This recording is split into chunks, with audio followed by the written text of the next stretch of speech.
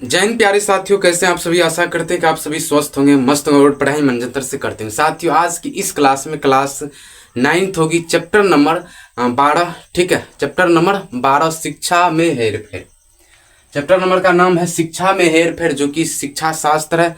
रचनाकार है रविंद्रनाथ ठाकुर। ठीक है, रचनाकार कौन है भाई? रविंद्रनाथ ठाकुर। शिक्षा में हेरफेर जो कि शिक्षा शास्त्र है। तो आप लोग नए हो तो चैनल को सब्सक्राइब करके दोस्तों को शेयर करिए, ताकि वो भी जो है ना हिंदी में अच्छे से जानकारी ले सके।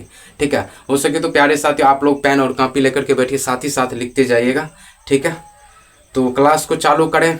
आपका कैसी तैयारी है आप लोग कमेंट के थ्रू जवाब दीजिए। तो हिंदी क्लास 9th का हिंदी कैसे तैयारी है, किस तरह करते हैं, जल्दी जल्दी से आप लोग कमेंट में जवाब दीजिए। इन्हें कि हम पढ़ा रहे हैं, आप जो है ना भूलते जा रहे हैं, ये तो नहीं ना हो रहा है जी। पढ़ाते जा रहे हैं आप लोग, भूलते तो नहीं जा रहे हैं। जल्दी से जवाब दीजिए। खैर ऑनलाइन में जो है ना यही होता है कि नहीं सुन पाते।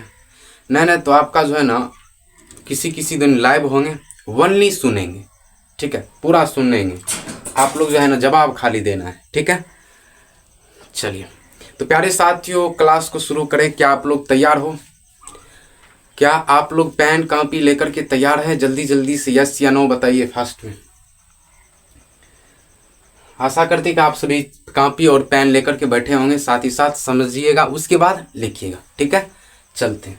देखिए साथियों क्या है कि चैप्टर नंबर का नाम है शिक्षा में हेरफेर, यानी कि सर यहाँ से पता चल गया है कि शिक्षा के बारे में ज्यादा ये वर्णन क्या होगा इस चैप्टर में। ठीक है, और इसका रचनाकार कौन है? तो रविंद्रनाथ ठाकुर है। कौन है जी? रविंद्रनाथ ठाकुर, जो कि ये शिक्षा शास्त्र है। ये कौन सी विधा है प्यारे साथियों? शिक्षा शास्त्र। आपको पूछेगा कि यो क्वेश्चन से लिखिए लीजिए। आपको पूछेगा कि शिक्षा में हेरफेर, शिक्षा में हेरफेर शीर्षक पाठ कौन सी विधा है? कौन सी विधा है? तो प्यारे साथियों कौन सी विधा है? यह एक शिक्षा शास्त्र है। ठीक है, शिक्षा शास्त्र। ठीक है, ये कौन सी विधा है प्यारे साथियों? शिक्षा शास्त्र। शास्त्र साथ नहीं, शास्त्र। देखिए चैप्टर क्वेश्चन पहला देखिए आपकी क्वेश्चन स्क्रीन पर दिखाई देता होगा कि पहला क्वेश्चन कि रविंद्रनाथ ठाकुर का जन्म कब हुआ था? रविंद्रनाथ ठाकुर का जन्म कब हुआ था? तो प्यारे साथियों कब हुआ था? 1861 ईस्वी में। कब हुआ था प्यारे साथियों? 1861 ईस्वी में। किनका जन्म हुआ था? तो रविंद्रनाथ ठाकुर का। रविंद्रनाथ ठाकुर क्या रचे हैं? तो शिक्षा में हेरफेर। शिक्षा में हेरफेर क्या है? तो यह एक शिक्षा शास्त्र है। क्या है भाई? यह एक शिक्षा शास्त्र है।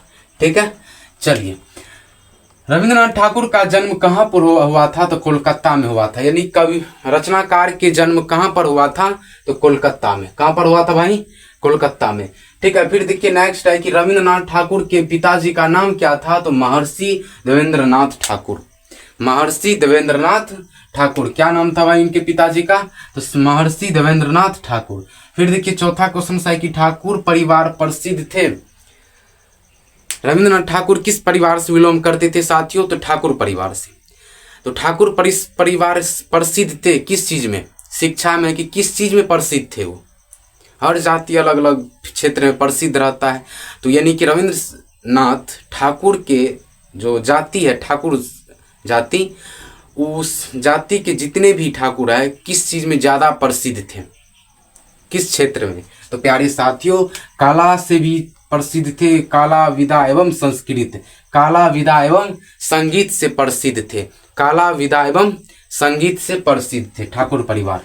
ठीक है, फिर देखिए वे अपने भाई बहनों यहाँ पर अथी होगा, वे अपने भाई बहनों से क्या थे? तो छोटे थे भाई। यानी कि यानी कि रविंद्रनाथ ठाकुर अपने भाई बहन से क्या थे? तो छोटे थे, बड़े नहीं थे, छोटे थे। रविंद्रनाथ ठाकुर सर्वप्रथम किस स्कूल में पढ़ाई किया करते थे? रविंद्रनाथ ठाकुर सर्वप्रथम मतलब ये होता है साथियों कि सबसे पहले किस स्कूल में या विद्यालय में पढ़ाई किया था? तो प्यारे साथियों उस विद्यालय का नाम है ओरिएंटल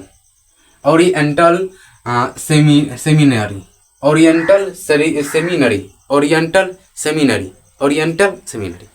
ठीक है, उसी स्कूल में ये पढ़ाई किया था। कौन? तो रविंद्रनाथ ठाकुर, ओरिएंटल सेमिनरी में। ठीक है, ओरिएंटल सेमिनरी में। फिर देखिए 7वां क्वेश्चन की शांति निकेतन की स्थापना कब हुई थी? तो प्यारे साथियों शांति निकेतन की स्थापना हुई थी 1901 ईस्वी में। कब हुआ था शांति निकेतन की स्थापना? 1901 ईस्वी में। ठीक है, फिर देखिए 8वां क्वेश्चन की शांति निकेतन की स्थापना किसने किया था? तो रविंद्रनाथ ठाकुर ने किया था। शांति निकेतन की स्थापना किसने किया था भाई? तो रविंद्रनाथ ठाकुर। कौन किया था? रविंद्रनाथ ठाकुर। मेरे साथ रिपीट करते जाइएगा ना तो तुरंत ही याद हो जाएगा। ठीक है, बट ये होता है कि आप लोग रिपीटेन करते हैं, रिपीट तो नहीं होता है तो हम तो नहीं सुनने जाएंगे, लेकिन आप लोग जो है ना कॉमेंट के थ्रू रिपीट कीजिए कि हाँ फलनामा का फलना दिन जन्म हुआ था, उसका जन्म यहाँ पर हुआ था, वहाँ पर हुआ था। जैसे हम बता रहे हैं वैसे जो है ना कॉमेंट के थ्रू जवाब दीजिएगा। जब हम बोलिएगा तो तब जो है ना आप थोड़ा कवर होगा चैप्टर। ये थोड़ा बहुत विद्यार्थी जो है ना तुरंत वीडियो देखेगा, बस बोले है कखनों याद कर लेंगे। इसी कखनों के चक्कर में किसी टाइम में याद कर लेंगे, किसी टाइम में याद कर लेंगे, इसी किसी टाइम की वजह से जो है ना पूरा साल निकल जाता है, तब पता चलता है कि वो कुछ एको चैप्टरों ने याद किया है। ठीक है, तो आप जो है ना मेरे साथ रिपीट कीजिए। रिपीट नहीं कर सकते हैं तो कमेंट के थ्रू रिपीट कीजिए कि फलनमा सर जन्म यहाँ पर हुआ था, वहाँ पर हुआ था, जैसे हम बता रहे हैं। ठीक है, तब जो है ना आपका चैप्टर कवर होगा। ठीक, देखिए 9वां क्वेश्चन है कि शांति निकेतन कब किस नाम से जाने जाते हैं? शांति निकेतन अब किस नाम से जाने जाते हैं? तो प्यारे साथियों विश्व भारतीय विश्वविद्यालय के नाम से जाने जाते हैं। किस नाम से? विश्व भारतीय विश्वविद्यालय के नाम से जाने जाते हैं।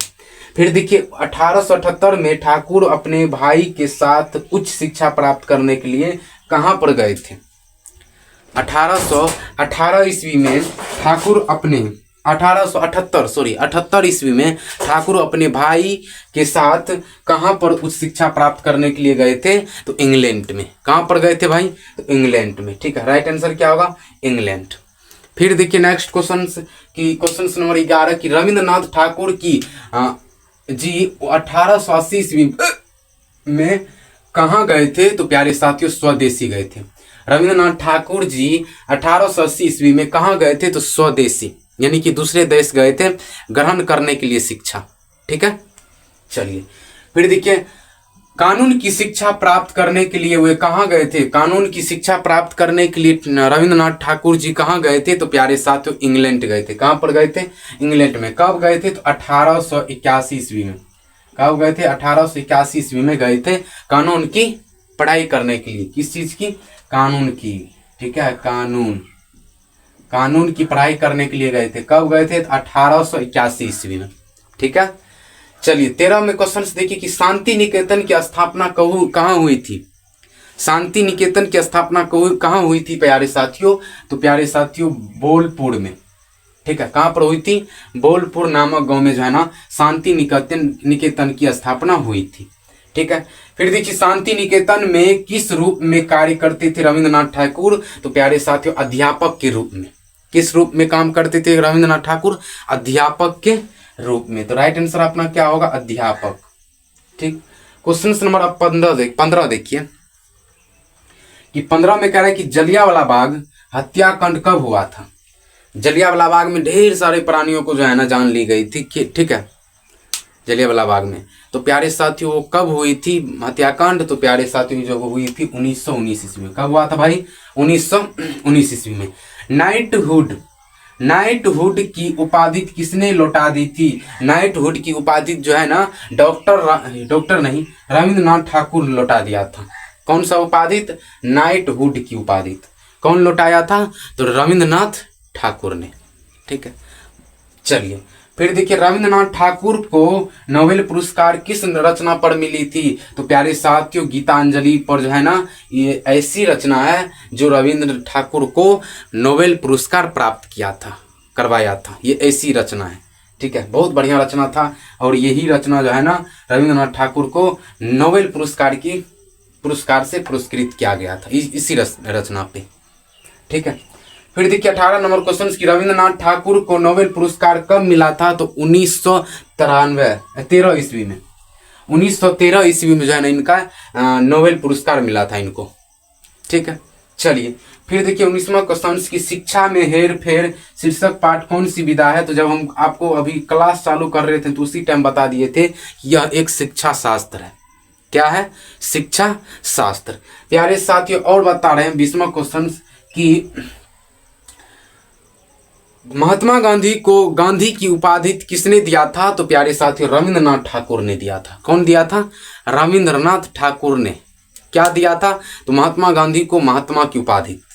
ठीक है, तो प्यारे साथियों हम जो है ना टोटल क्वेश्चंस 20-21 को करवाए हैं। आपका काम है अब टोटल क्वेश्चंस को नोटबुक में लिखना, उसके बाद रिवाइज करते जाना, पढ़ना 2-4 बार। ठीक है, ये आपका काम है। हम अच्छा सा बता दिए हैं अपना भाषा में, देहाती भाषा में भी जो कभी कभी एक्सप्लेनेशन करके बताए हैं। ठीक है, तो आपका काम है प्यारे साथियों रिवाइज करना प्लस नोटबुक में लिखना। ठीक है, मिलेंगे तब तक के लिए, बाय बाय नेक्स्ट वीडियो में।